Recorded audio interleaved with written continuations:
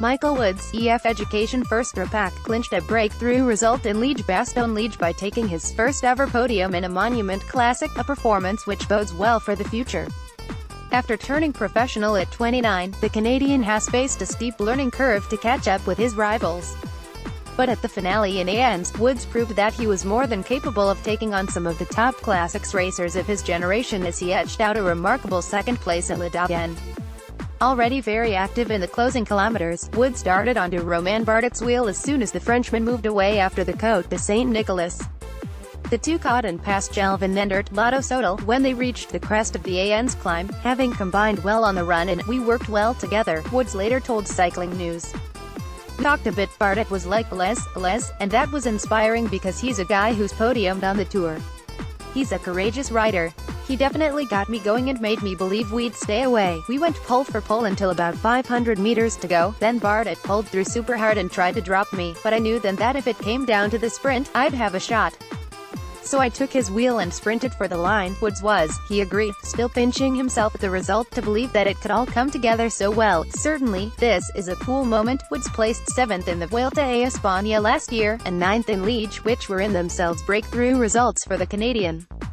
Finishing second in Liège this year was, Woods said in his post-race press conference, "a very special day for me. I started off the season having a rough start. I got sick in Abu Dhabi. I had no legs. I rode the start of the season questioning my abilities as a rider." Woods said, "Today was the first day of the season. I actually felt like a bike racer. I felt light. I felt good. I felt confident. A great day." Initially, Woods had a plan to wait for the finale, and maybe attack on the Côte de Rochaux-Fossons or a little later. But when he realized how strong he was feeling, he opted to wait for a sprint in the finish. "But then I was fortunate enough to see Bardet attack, and I was able to follow him. I was able to pull through with him and I knew if we could make it through to the finale, I had a good sprint." Woods was asked whether his podium spot constituted an upper limit for him, or if he thought he still had room for improvement. "I'm enjoying where I'm at," he said. "I came to cycling very late and I'm probably the oldest neo-pro in history, turning pro at 29. When I was a runner I used to always think I could get better, but the best race I ran was when I was 18. And I didn't really cherish that because I thought, I'm going to get better, but today's a result I'm going to cherish. Obviously I want to try and improve, but you have to be happy with where you're at." So could he consider this result as one where he lost Liège-Bastogne-Liège, or was it a victory? "Certainly it was a win for me. It was a great result.